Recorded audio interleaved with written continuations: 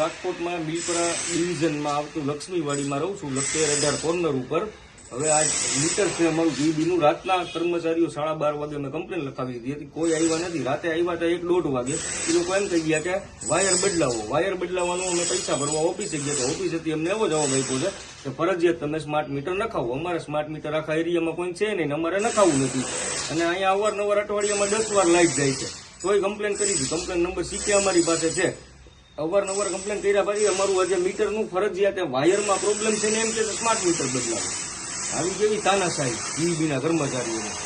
Smart મીટરનું દબાણ અત્યારે કરવામાં આવી રહ્યું છે. તમે કોઈ અધિકારીઓને રજૂઆત કરી? રજૂઆત કરી અધિકારીઓને ફોન દ્વારા.